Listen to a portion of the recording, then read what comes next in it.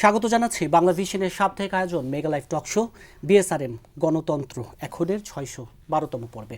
সাথে আছে তাইমুর রশিদ। আমার সাথে আজকে আলোচনার জন্য স্টুডিওতে উপস্থিত আছেন চারজন অতিথি। আমার হাতে বামে আছেন নাগরিক ঐক্যের সভাপতি মাহমুদুর রহমান মান্না, আছেন এবি পার্টির সাধারণ সম্পাদক ব্যারিস্টার আসাদুজ্জামান ফুয়াদ। আমার হাতে ডানে আছেন বিএনপির ভাইস চেয়ারম্যান শামসুজ্জামান দুদু, আছেন জাতীয় পার্টির মহাসচিব ব্যারিস্টার শামীম হায়দার পাটোয়ারি। আপনাদের চারজনকে স্টুডিওতে স্বাগত জানাচ্ছি। দর্শক, বিএসআরএম গণতন্ত্র এখনের আজকের এই পর্বে আমরা আলোচনা করব পশ্চিমবঙ্গে ক্ষমতার বদল, বাংলাদেশ ভারত সম্পর্কের প্রভাব, যুক্তরাষ্ট্রের সঙ্গে বাণিজ্য বিনিয়োগ চুক্তি নিয়ে আলোচনা সমালোচনা, ৫ই মে শাপলা চত্বরে হেফাজত ইসলামের সমাবেশে হত্যাকাণ্ডের মামলা এবং হামে শিশু মৃত্যুর ঘটনা সহ সমসাময়িক ঘটনাপ্রবাহ। স্টুডিও আলোচনা শুরু করতে চাই নাগরিক ঐক্যের সভাপতি মাহমুদুর রহমান মান্না আপনাকে দিয়ে। পশ্চিমবঙ্গে ক্ষমতার পালাবদল, বাংলাদেশ ভারত সম্পর্কে এর প্রভাব একটু এভাবে শুরু করতে চাই। কিছুক্ষণ আগে অর্থাৎ আজকে দিল্লিতে ভারতের যে মুখপাত্র, পররাষ্ট্র মন্ত্রণালয়ের মুখপাত্র রণধীর জয়সওয়াল, তিনি ব্রিফিংয়ে বলেছেন যে ভারতে থাকা অবৈধ অভিবাসীদের প্রত্যাবাসনের বিষয়ে বাংলাদেশের সহযোগিতা চেয়েছে দিল্লি সরকার। এই কথা তিনি এমন সময় বললেন যখন আমরা জানি এই ফলাফলের, পশ্চিমবঙ্গের ফলাফলের পর আমাদের স্বরাষ্ট্রমন্ত্রী বলেছিলেন যে পুষে নিয়ে কিছুটা শঙ্কা আছে, সেই জায়গায় বিজেপি সতর্কতা বাড়িয়েছে। সামগ্রিকভাবে বাংলাদেশ ভারত সম্পর্কে এর প্রভাব, অর্থাৎ পশ্চিমবঙ্গ ক্ষমতার পালাবদলের যে প্রভাব, মানে যেরকম করে প্রশ্নটা করেছেন সেরকম করেই জবাববলি সংখ্যাটা আছে। তার মধ্যে তাদের পররাষ্ট্রমন্ত্রী এরকম করে বলবার পরে এটা আরও ঘনীভূত হয়েছে। এর আগে যিনি পশ্চিমবঙ্গের মুখ্যমন্ত্রী হলেন, তিনি বিভিন্ন সময় যেরকম করে বক্তৃতা করেছেন সেটা তো একেবারে একটা হিন্দুত্ববাদী উন্মাদনায় মানে একদম ভরপুর, এবং মুসলমানদের বিরুদ্ধে এক নাগাড়ি ঘৃণা প্রকাশ। তারপর কতগুলো তো কয়েক লক্ষ ভোটার তো বাদই দিয়েছে, এবং বলেছেন যে এই যে রেজাল্টটা হচ্ছে, এই রেজাল্টটা হচ্ছে যারা এই সমস্ত মুসলিম জাতীয়তাবাদী বা ধর্মীয় ইয়েকে উস্কানি দিচ্ছে তাদের মুখে একটা বড় রকম জবাব হলো। তার মানে পুরা বিজেপি বলতে পারি, শুধু পশ্চিমবঙ্গ বিজেপি বলে না, এটা কেন্দ্রীয় বিজেপি এবং যারা সরকার আছে, এখন তো পশ্চিমবঙ্গেও আছে এবং কেন্দ্রেও আছে, তারা সবাই পরিপূর্ণভাবে হিন্দুত্ববাদে বিশ্বাস করে, পরিপূর্ণভাবে মনে করে সম্ভবত, অথবা নির্বাচনের মানে মাঝে একটা আলোচনার মধ্যে এরকম এসেছিল যে ভোটের জন্য এগুলো হয়তো হিন্দু কার্ড মুসলিম কার্ড খেলে অনেকে, তারাও খেলেছে, কিন্তু ক্ষমতায় যাবার পরে হয়তো ব্যালেন্স করে চলবার চেষ্টা করবে। কিন্তু এখন এটা স্পষ্ট হচ্ছে যে না, তারা সেরকম করে ভাবছে না, বরঞ্চ তাদের অ্যাটিটিউডটা হচ্ছে যে না, ওই যেরকম করে উনি বলেছেন যে এদেরকে ফিরিয়ে দেওয়ার ব্যবস্থা করতে হবে। যে কারণে এখন আমাদের মধ্যে উদ্বেগের যথেষ্ট কারণ আছে যে বোধহয় সেরকম করে পুশিট করা শুরু করবার চেষ্টা হবে। আর উনি তো এই কথাটা অফিসিয়ালি বললেন যে আমাদের সাথে আলোচনা করতে চান, তাহলে আমাদের এটা কোনো ইস্যু তো নয় যে আলোচনা করতে হবে। আমাদের সরকার কীভাবে এটাকে হ্যান্ডেল করেন এটা এখন দেখার বিষয়। জি, একটি বিষয় বলা হচ্ছে যে অনেকে এইভাবে দেখতে চান যে পশ্চিমবঙ্গে এই বিজেপির ক্ষমতা গ্রহণটা একদিক থেকে বাংলাদেশের জন্য কিছুটা লাভজনক হতে পারে, এইভাবে যে পশ্চিমবঙ্গে বিশেষ করে বিজেপি বারবারই এই যে তিস্তা সহ বেশ কিছু অমীমাংসিত ইস্যুতে পশ্চিমবঙ্গ রাজ্য সরকারকে এক ধরনের দায় চাপানোর, এখন তো অন্তত এভাবে অনেকে দেখতে চায় যে ক্ষমতার পালাবদলটা অনেকটা বাংলাদেশের জন্য কিছুটা সুবিধাজনক হবে কিনা, আপনি কিভাবে দেখবেন? কথাই বলে না, ছলের অভাব নেই। ওই তখন যেরকম করে মমতা ব্যানার্জির উপরে দোষটা চাপিয়েছিল, এখন আবার দোষটা অন্য কোনো জায়গায় চাপিয়ে দেওয়ার জন্য তাদের কোনো ছলের অভাব হবে বলে আমি মনে করি না। তিস্তা মমতা দিচ্ছেন না বলে হচ্ছেন না, এটা কিন্তু বলতেই পারে না। এগুলো তখন অনেক আলোচনা হয়েছে। এখন আমি মনে করি এরকম করে এই ইস্যুটা শেলফ করবার বা শার্ক করবার কোনো সুযোগ কোনো গভর্নমেন্টেরই নেই। এটা নিয়ে আলোচনা হওয়া উচিত, এটা সমাধান হওয়া উচিত। বাংলাদেশ গভর্নমেন্টের এই ব্যাপারে খুব দৃঢ় পদক্ষেপ নেওয়া উচিত। তবে এটা ঠিক উভয় জায়গাতে যেহেতু একই সরকার হয়েছে এবং তাদের অ্যাটিটিউড বাংলাদেশের ব্যাপারে যেহেতু নেগেটিভ, মানে এখন পর্যন্ত আমার কাছে তাই মনে হচ্ছে, তাতে আমি মনে করি বিষয়টা আরও বেশি কঠিন হয়েছে। সরকারকে খুবই ধৈর্যের সাথে পরিস্থিতিটা মোকাবেলা করতে হবে। জি, আবার আপনার কাছে আসবো। জাতীয় পার্টির মহাসচিব ব্যারিস্টার শামীম হায়দার পাটোয়ারি, এই যে পশ্চিমবঙ্গের ক্ষমতার বদলে মমতার বিদায়, বিজেপির আগমন, সব মিলেই যে নানা দিক থেকে নানা, এবং পশ্চিমবঙ্গে যা যা গত 2-3 দিন ধরে ঘটছে, এই যে আজকেও আমরা দেখলাম যে সহিংসতা হচ্ছে এবং যেই কী বলবো উগ্রবাদী যেসব আচরণ আমরা দেখছি, তার প্রেক্ষাপটে আবার এই ভারতের পররাষ্ট্রমন্ত্রীর মুখপাত্রের যে মন্তব্য, সব মিলে বাংলাদেশের জন্য আসলে কতটা পরিস্থিতি? আমাদের আইন অঙ্গনের একজন দিকপাল বিচারপতি ছিলেন স্যার আশুতোষ মুখার্জি। উনি ক্যালকাটা ইউনিভার্সিটির প্রথম দিকের ভিসি ছিলেন, এলএলডি পেয়েছিলেন এবং ম্যাথমেটিশিয়ান ছিলেন। ওনার অনেক বই আছে, ওনার মূর্তিও আছে ক্যালকাটাতে, এখনও আছে আপনার একটা জায়গায় গেলে। ওনার ছেলে ডক্টর শ্যামাপ্রসাদ মুখার্জি 1951-এ বিজেপি যে আগের প্রিকার্সার ছিল ভারতীয় জনসংঘ উনি তৈরি করলেন, অটল বিহারী বাজপেয়ী সহ। 1980s-এর 6ই এপ্রিল তারা এটা ভেঙে করলো বর্তমান বিজেপি। এরপরে ইন্দিরা গান্ধী, রাজীব গান্ধীর মৃত্যুর পরে যে প্রথম ভোট হয়, ইন্দিরা গান্ধীর মৃত্যুর পরে সেই ভোটে বিজেপি মাত্র 2টা সিট পায়, অনলি 2টো সিট। সেই বিজেপি এখন পুরো ইন্ডিয়াতে গেরুয়া কাপড় দিয়ে ঢেকে ফেলছে। দ্য ওয়েভ অফ আল্ট্রা রাইটিজম সারা ওয়ার্ল্ডেই আছে, ইন্ডিয়াতে অনেক বেশি দেখা যাচ্ছে। পৃথিবীর অন্যান্য দেশের জুডিশিয়ারি মিডিয়া অত্যন্ত স্ট্রং, সেখানে রাইটিস্ট পার্টিগুলো চাইলেও ওই হিটলারের মতো হতে পারবে না। কিন্তু বাংলাদেশ, ভারত, পাকিস্তান এইসব দেশে যখন রাইটিস্ট মুভমেন্ট শুরু হয়, এটা আস্তে আস্তে সব গ্রাস করে ফেলে। পশ্চিমবঙ্গ ছিল অল থ্রু, যখন সেন্ট্রালে কংগ্রেস তখন এখানে বাম, যখন সেন্ট্রালে বিজেপি তখন এখানে তৃণমূল। এটা সবসময় অ্যান্টি এস্টাবলিশমেন্ট ছিল। সেই জায়গায় বিজেপি আসাটা যদি সরকারের এজেন্ডা হয়ে থাকে, যে প্রায় 1.5 কোটির মতো লোককে তারা এখন লিস্ট করে রেখেছে, ডিএনফ্র্যাঞ্চাইজ করেছে, তাদেরকে ভোট দিতে দেয়নি সারা ইয়াতে। আসামে কনসেন্ট্রেশন ক্যাম্পের কথা আমরা শুনেছি, আসামে কনসেন্ট্রেশন ক্যাম্প তৈরি করা আছে, সেখানে রাখা হয়েছে, রাখা হবে। তো সেইটা যদি তাদের এজেন্ডা হয় যে বাংলাদেশে তারা একটা পুশ করবে, it requires a high national unity and all party unity, that is very important, all party unity. বাংলাদেশের বর্তমান সরকার ন্যাচারালি উইক, মাত্র 2 মাস হয়েছে। ন্যাচারালি এই সরকারকে আগের সরকার উইক করে দিয়েছে ইউনুস গভর্নমেন্টের সাকসেসিভ হিসাবে। তার আগে একটা টাইরান গভর্নমেন্ট লম্বা সময় ছিল, টাইরান বাট স্ট্রং। সেই স্ট্রং গভর্নমেন্টও কিন্তু রোহিঙ্গা সমস্যা ট্যাকেল করতে পারেনি। শেখ হাসিনার ব্যর্থতার মধ্যে একটা বড় ব্যর্থতা, রোহিঙ্গাকে ওনাকে অ্যাকোমোডেট করতে হয়েছে, কারণ ন্যাশনাল ঐক্য ছিল না। কিন্তু রোহিঙ্গা সমস্যা কিন্তু জিয়াউর রহমানের সময় সাহস পায়নি, এরশাদের সময় সাহস পায়নি। কেন শেখ হাসিনার সময় সাহস পেল? কারণ তার গভর্নমেন্টের ম্যান্ডেট ঘাটতি ছিল। এখনও যদি একটা জাতীয় ঐক্য সৃষ্টি না হয়, এই পুশিনের চেষ্টা করা হয়, যেটা আমার বিশ্বাস অ্যাগ্রেসিভলি ইন্ডিয়া করবে না। যদি করে, সেক্ষেত্রে সরকার কি চিন্তা করছে, এটা সরকারকে গভীরভাবে চিন্তা করতে হবে। এটা সর্বোচ্চ লেভেলের স্টেটসম্যানশিপ এখন দরকার, সর্বোচ্চ লেভেলের ম্যাচুরিটি দরকার, এবং ওয়াইজ ম্যানস কাউন্সিল দরকার। আমরা মনে করি এই সমস্যার সমাধান, এই ধরনের বড় সমস্যা চিপ পপুলিজম দিয়ে হয় না। এবং সরকারের অ্যাডভাইজার, মাননীয় প্রধানমন্ত্রীর অ্যাডভাইজারি বোর্ডটাও আরও স্ট্রং হওয়া উচিত। প্রধানমন্ত্রীর উপদেষ্টায়, কারণ ওনার প্রিভিলেজ আছে, উনি যাকে ইচ্ছা তাকেই করতে পারেন। আমাদের কাছে মনে হয়েছে আরও স্ট্রং হওয়া দরকার। তিনি কার কাছে কথা শুনছেন, কার সাথে শেয়ার করছেন, তার উপরই তার সিদ্ধান্তটা নির্ভর করবে। এই অবস্থায় আমি মনে করি, যেটা তিস্তা চুক্তি নিয়ে যেটা মান্না ভাই বললেন, তিস্তা চুক্তির ক্ষেত্রে একটা দিকে পথ সুগম হয়ে গেল, কারণ একমাত্র ওয়েস্ট বেঙ্গলের, কিন্তু আমরা 96-এর সময় দেখেছিলাম, তখনও গঙ্গা পদ্মা চুক্তি কিন্তু ফাইনাল পর্যায়ে ছিল 95-94-এ, কিন্তু ইন্ডিয়া সেই সময় করে নেই। দে ওয়েটেড ফর আওয়ামী লীগ, দেন আওয়ামী লীগ আসার পরে চুক্তিটা করেছে। সেই চুক্তিটাও কিন্তু শেষ হয়ে যাবে, হয়তো হয়ে গেছে ইন দ্য মিনটাইম, এই ডিসেম্বরে। তো সেগুলোর ক্ষেত্রে আমরা কতটা নেগোশিয়েট করতে পারবো, কতটা বার্গেনিং করতে পারবো। আওয়ামী লীগের আমলে ভারত একটা কমফোর্ট পেয়েছিল, এখান থেকে এখানে কোনো সেসিস্ট মুভমেন্ট অন্তত ইনস্টিটিউশনাল এনকারেজ করা হয়নি। বর্তমান সরকারও আমার ধারণা ভারতের সেফটি সিকিউরিটি নিয়ে কোনো স্টেপ নিবে, আমার মনে হয় না এরকম কোনো সদিচ্ছা বর্তমান সরকার আছে। তাই যদি হয়ে থাকে, বাংলাদেশ ইন্ডিয়ার এনিমি স্টেট না, ইন্ডিয়া বাংলাদেশের এনিমি স্টেট না। ইন্ডিয়ার এখানে উদারভাবে হ্যান্ডেল করতে হবে। বাংলাদেশ 16 থেকে 18 কোটি মুসলমানের একটা দেশ এবং দরিদ্র মুসলমানের দেশ, এটা মৌচাক। এটা ঢিল মারলে সেকেন্ডের মধ্যে কাশ্মীর হয়ে যেতে পারে, সেকেন্ডের মধ্যে গাজা হয়ে যেতে পারে, সেকেন্ডের মধ্যে একটা ওয়ার হতে পারে। এবং এই বিষয়ে অনেক লোক চেষ্টা করেছে, আমি ইউনুস গভর্নমেন্টের সময় দেখেছি, কথাবার্তা কাজে অনেকেই একটা যুদ্ধ লাগাতে চেয়েছিল, উস্কানি, দিল্লি নিয়ে নিব, 7 সিস্টার নিয়ে নিব, হাঁটতে হাঁটতে ক্যালকাটা দখল করে শেষ করে দিয়েছি, হাঁটতে হাঁটতে ক্যালকাটা দখল করে ফেলবো। কিন্তু সেই সময় কিন্তু ইন্ডিয়ান গভর্নমেন্ট লেভেল থেকে কোনো প্রকার কাউন্টার উস্কানি করেনি। They waited for a election আর ইলেক্টেড গভর্নমেন্টের সাথে ডিল করেছে। আমার মনে হয় দুটি দেশেরই শীর্ষ নেতৃবৃন্দ সেই ম্যাচুরিটির ভিত্তিতেই সমস্যাগুলোর সমাধান করবে। আমরা কোনো রিফিউজি ক্রাইসিস বাংলাদেশে ঢুকতে দিতে চাই না, অ্যাজ সিম্পল অ্যাজ দ্যাট। জি,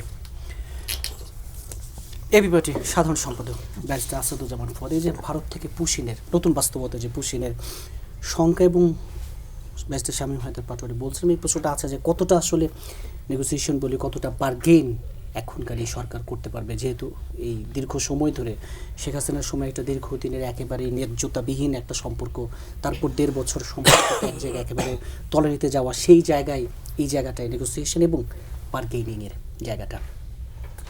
ধন্যবাদ। প্রথম কথা হচ্ছে যে পশ্চিমবাংলায় নির্বাচনে যেটা হয়েছে এটা ভোট, গণতন্ত্র, নির্বাচন, একটা দল এখানে একটা প্রভিন্সে, স্টেটে ক্ষমতা এসছে, এই আকারে পাঠ করবার সুযোগটাই। বিজেপি কোনো রাজনৈতিক দল না। পলিটিক্যাল সায়েন্সের যে ট্র্যাডিশনাল প্রথাগত যে ডেফিনেশনে আমরা রাজনৈতিক দল বুঝি, বিজেপি সেই ধরনের কোনো দল না। শামীম ভাই একটু হিস্ট্রিতে একটু হিন্টস দিয়েছেন। হিন্দুত্ববাদ, অখণ্ড ভারতের যে পিলার্স, সেই পিলারের জায়গা থেকে এবং তার যে হিস্টোরিক্যাল লিটারেচার, কংগ্রেসের যারা এক্সট্রিম রাইট উইং মেম্বার ছিলেন, ব্রিটিশ বিরোধী আন্দোলন করেছেন, পরে মাল্টাতে, আন্দামানে, নিকোবরে জেলে ছিলেন, সাভারকার থেকে শুরু করে গোলওয়াকার, বালথাকার, হেজওয়ার, এই যে পুরো গ্যাং, এক্সট্রিমিস্ট গ্যাং, যারা মূলত ওয়েস্টার্ন কিছু লিটারেচার দ্বারা হেভিলি ইনফ্লুয়েন্স ছিলেন। কারণ আপনি জানেন যে ভারতবর্ষে তথাকথিত যে রেনেসার কথা ব্রিটিশরা বলে, ইটস এ ব্রিটিশ টিউটিলিজের রেনেসা, যার তত্ত্বাবধানে জমিনদারি সিস্টেম ডেভেলপ করা, একটা পার্টিকুলার অ্যাপিস্টোমোলজির অধীনে একটা জ্ঞান ভাণ্ডার তৈরি করে দেওয়া। জেমস মিল হচ্ছে এখানে সবচেয়ে প্রমিনেন্ট স্কটিশ ব্রিটিশ স্কলার, যে হিস্ট্রি অফ ইন্ডিয়া, যেটা দিয়ে তিনি এই হিন্দু যে প্রান্তিক চিন্তাগুলোকে ইনজেক্ট করেছেন, যে তার একটা মানে অশোকা, মৌর্য, আর্য, এই আমলগুলোতে একটা গোল্ডেন ইন্ডিয়া ছিল। যদিও আধুনিক ইন্ডিয়ার যারা অ্যান্থ্রোপোলজিস্ট আছেন এবং হিস্টোরিয়ান আছেন, তারা কেউই এই ডেফিনেশনের সাথে একমত না। রমিলা থাপার ধরেন, ইরফান চৌধুরী, বড় বড় হিস্টোরিয়ান আছেন, তারা এগুলোকে রিফিউট করেছেন। অতএব কি বলা হচ্ছে যে একটা গোল্ডেন ইন্ডিয়া ছিল, হিস্টোরিক্যালি খুবই রিচ একটা ইন্ডিয়া ছিল। ইনভেডাররা আসছে, ফরেনাররা আসছে, বারবারিয়ানরা আসছে, মুসলমানদেরকে মিন করছে, তারা আসছে, এটা রুল করেছে, এই ইন্ডিয়াটা একেবারে ধসে গেছে। অ্যান্ড দেন থার্ড স্টেজে ইউরোপিয়ানরা আসছে সেভিয়ার হিসেবে, মুক্তির দূত হিসেবে, তাদেরকে রক্ষা করবার জন্য, তাদেরকে সাহায্য করবার জন্য। এই হলো তার ন্যারেটিভের জায়গা। অতএব আমার এই হিন্দুত্ব এবং এই যে আমার ধর্মের প্রোটেকশনের জায়গায় সবচেয়ে বড় মানে ক্ষতিকর শত্রু এলিমেন্ট হচ্ছে মুসলমান। এইটা বাইফার কয়েক যুগে গত 70 বছর এক্সটেনশন হয়ে এখন খ্রিস্টান এবং নন হিন্দু যারা আছে সবাই। হিন্দুইজম একটা আইডিয়া ডেভেলপ করেছে ম্যাক্স মুলার, এবং তার এই আইডিয়াটা হচ্ছে যে হিন্দু কোনো পার্টিকুলার ধর্ম না, রিচুয়াল আকারে দেখা যাবে না, এটার একটা কালচারাল, পলিটিক্যাল, সোশ্যাল একটা এন্টায়ারিটি আছে, একটা কম্প্রিহেন্সিভনেস আছে। এবং এই মাটিটা হচ্ছে ওই জনগোষ্ঠীর জন্য যারা ওই ভাষা, যারা ওই ওয়ে অফ লাইফ এবং কালচারের সাথে নিজেকে অ্যাট্রিবিউট করে। এবং এইটাকে আইডিয়া করে হচ্ছে পলিটিক্সটাকে ডেভেলপ করেছে আখান ভারতের রাজনীতি, হিন্দু কুশ মাউন্টেন থেকে শুরু করে একেবারে ভারত মহাসাগর পর্যন্ত এই যে পুরো এক্সপানশনিস্ট জায়গাটা, এই পুরোটা জায়গাটা হচ্ছে তাদের দৃষ্টিতে তাদের যে হোমল্যান্ড, ইসরায়েলিদের মতো, জায়নিস্ট স্টেটের মতো। তো সেই জায়গাতে তারা যে অখণ্ড ভারতের স্বপ্ন দেখতেছে, সেখানে কিন্তু হিন্দুত্ববাদ ছাড়া অন্য কারো অস্তিত্ব তারা স্বীকার করে না। এই জন্য দেখবেন গত কয়েক বছর আগে তারা যখন নতুন সংসদ ভবন করে, সেখানে দঙ্গল নামে তারা একটা ম্যাপ দেয়, এখানে অখণ্ড ভারতের ম্যাপ। সেখানে বাংলাদেশ নাই, পাকিস্তান নাই, নেপাল নাই, ভুটান নাই, শ্রীলঙ্কা নাই, মালদ্বীপ নাই, বার্মা নাই, চীনের কিছু অংশ নাই, তিব্বত নাই, আপনার আফগানিস্তানের কিছু অংশ নাই, পুরোটা মিলে তার একটা রাষ্ট্র। এবং অনেকগুলো রাষ্ট্র তখন, পাকিস্তান, শ্রীলঙ্কা, বেশ কটা রাষ্ট্র তখন প্রতিবাদ করেছিল। বাংলাদেশে তো আমাদের মুখ্যমন্ত্রী ছিলেন, উনি প্রতিবাদ করবার প্রয়োজন মনে করেন নাই। তাহলে বিজেপির গুজরাটের বুচার যাকে বলা হচ্ছে, মানে কসাই, বুচার অফ গুজরাট, যিনি যার নেতৃত্বে 2000 থেকে 5000 পর্যন্ত মুসলমানকে একদিন, 2 দিন, 3 দিনের মাথায় গণহত্যা করা হয়েছে, যেই মানুষটাকে ইউরোপ আমেরিকা ট্রাভেল ব্যান দিয়েছিল 10 ইয়ার্সের জন্য, সেই মানুষটা কেন্দ্রে শাসন করছে এবং তার দল বিজেপি। অতএব বিজেপির কোনো স্টেটে জেতাটাকে শুধু একটা রাজনৈতিক, যেমন ধরেন এখানে জামাত জেতে নাই, বিএনপি জিতছে, একসময় আওয়ামী লীগ ছিল, তো জাতীয় পার্টি জেতে নাই, বিরোধী দল ছিল, মানে এই আকারে বিজেপিকে পড়ার সুযোগ নাই। বিজেপিকে পড়তে হবে আপনার গত শতাব্দীর 30-এর দশকে সেকেন্ড রাইক, থার্ড রাইক গড়বার জন্য হিটলারের নাৎসি পার্টি আকারে পড়তে হবে, যে একটা পপুলার ম্যান্ডেট নিয়ে চ্যান্সেলর হয়েছে জার্মানিতে, যে তার পুরো আদার যে আরিয়ান রেস ছাড়া কেউ সেই জায়গায় তো পশ্চিমবঙ্গে দখল, তাহলে এখন বাংলাদেশের জন্য কতটা এক্স্যাক্টলি। তাহলে ওই জায়গাটাতে হচ্ছে দেখতে হবে যে আপনার থ্রেটটা এই সপ্তাহে শুরু হয় নাই। বিজেপির রাজনীতির উত্থান কেন্দ্রে থেকে যেটা আসছে, এটা একটা ফ্যাসিস্ট আইডিওলজি শাসন করছে ভারতবর্ষকে। এই জায়গাটার থ্রেটটা গত সপ্তাহের বিষয় ধরে আপনি আলোচনা করলে এটা সমাধান হবে না। অতএব সেই জায়গায় আমরা যা দেখতে পাচ্ছি, নতুন কিছু দেখি নাই, নতুন কিছু আপনি আশা করছেন ব্যাপারটা তা না। আজকে দেখলাম আপনার একটা জেলাতে, জলপাইগুড়ি না কোথায় দেখলাম, মসজিদের উপরে সাফরান পতাকা দিয়েছে। নবাব সিরাজউদ্দৌলার নামে যে উদ্যান ছিল সেটা নাম কেটে দিয়ে শিবাজি উদ্যান দিয়েছে। বিভিন্ন ধর্মীয় প্রতিষ্ঠান, মুসলমানদের শতাধিক বাড়ি ঘর মসজিদ প্রপার্টি ইতিমধ্যে ধ্বংস করে দিয়েছে। শুধু তাই না, আপনি দেখবেন যে শুভেন্দু অধিকারীর পিয়ক হত্যার শিকার হয়েছে গত রাতে, এবং অনেকেই সন্দেহ করছেন ইটস এ স্টেজড সিচুয়েশন। দেখা যাবে তৃণমূলেরই কোনো মানুষ, তিনি হয়তো নামে মুসলমান, তার দ্বারা এরকম একটা ঘটনা ঘটেছে, যেটাকে কেন্দ্র করে আপনার পুশব্যাকের যে আলোচনা আমরা করতে চাচ্ছি, পুশিনের আলোচনাকে ট্রিগার করা হবে। আবার দেখেন হুমায়ুন কবির একটা ফেনোমেনা হয়তো পড়েছেন, তৃণমূল থেকে তাকে বের করে দেওয়া হয়েছে, সে বলেছে সে বাবরি মসজিদ করবে। তার একটা গোপন লিক ভিডিও আসছে, যেখানে সে আলোচনা করতেছে শুভেন্দু অধিকারী এবং অমিত শাহর সাথে ডিল করার জন্য 1000 কোটি টাকা লাগবে টোটাল মুসলিম ভোট ম্যানেজ করবার জন্য, বিভক্ত করে দেবে যেন ওই জেলাগুলোতে বিজেপি ইজিলি জিততে পারে। এর বাইরে তো মান্না ভাই, ভাই বলেছেন, শামীম ভাই বলেছেন যে 90-92 লক্ষ ভোটারকে ভোটার তালিকা থেকে বাদ দেওয়া হয়েছে, তার প্রায় 31-32 লক্ষ হচ্ছে মুসলমান। তাহলে ভোটের মার্জিনটা দেখেন, তৃণমূল এবং বিজেপির ভোটের মার্জিন হচ্ছে 32 লাখ প্লাস মাইনাস। তাহলে সেই জায়গাতে দেখেন এক্স্যাক্টলি মুসলিম ভোট মোটা দাগে ধারণা করা হচ্ছে এটা তৃণমূলে যেত, ওই মার্জিনই বিজেপি হেরে গেছে। এবং একটা মামলা কিন্তু এখন চলমান সুপ্রিম কোর্টে, দেখলাম একজন জাজ বেঞ্চে, তিনি মানে চিফ জাস্টিসের সাথে যিনি ব্রাদার জাজ যিনি আছেন, তিনি বলছেন যে এইটা খুবই সারপ্রাইজিং, যেই মার্জিনে ভোটারদেরকে ভোটার তালিকা থেকে বাদ দেওয়া হয়েছে সেই মার্জিনে জিতেছে, অথবা আরও অনেক কম মার্জিনে জিতেছে। ধরেন ভোটার তালিকা থেকে বাদ দেওয়া হয়েছে একটা আসনে 27,000, কিন্তু বিজেপি জিতেছে ওখানে 3,500 ভোটে। ঠিক এই রকম 50-এর মতো আসন ইতিমধ্যে সুপ্রিম কোর্টে আলোচনাতে চলছে। অতএব একটা মোটা বড় ক্যানভাসে এই আলোচনাটা বাংলাদেশকে, বাংলাদেশের সরকারকে, সিভিল সোসাইটিকে রেজ করতে হবে। শুধু মাইক্রো পুশব্যাক এত ছোট ক্যানভাসে আলোচনা করা যাবে না। জি, বিএনপি ভাইস চেয়ারম্যান শামসুজ্জামান দুদু, এই যে পুরো প্রেক্ষাপটটিকে একটা বড় দৃষ্টিতে দেখার আবার, এবং এই জায়গা থেকে ছোট ছোট যে সমস্যা যেগুলো দীর্ঘদিন ধরে আলোচনায় ছিল, এই জায়গাগুলোতে বিএনপি আসলে এখন কি ভাবছে, কি পথে এগোবে? জি, আপনাকে ধন্যবাদ। এই ওয়েস্ট বেঙ্গলের নির্বাচনের পর নানামুখী আলোচনা, যেটা আমরাও আজকেও করছি, সেটা ওয়েস্ট বেঙ্গল কেন সারা ভারতবর্ষেই আলোচনা হচ্ছে। তবে আমার কাছে মনে হয়েছে বিজেপি ক্ষমতায় কিন্তু এখন আসে নাই, মানে ওয়েস্ট বেঙ্গলে না, অর্থাৎ সেন্ট্রাল গভর্নমেন্টে 2 টার্ম বোধহয় ইতিমধ্যে তারা ক্ষমতায় আছে। এবার তারা ওয়েস্ট বেঙ্গলের পশ্চিমবঙ্গটা বাকি, যেখানে 34 বছর বাম ছিল, 3টা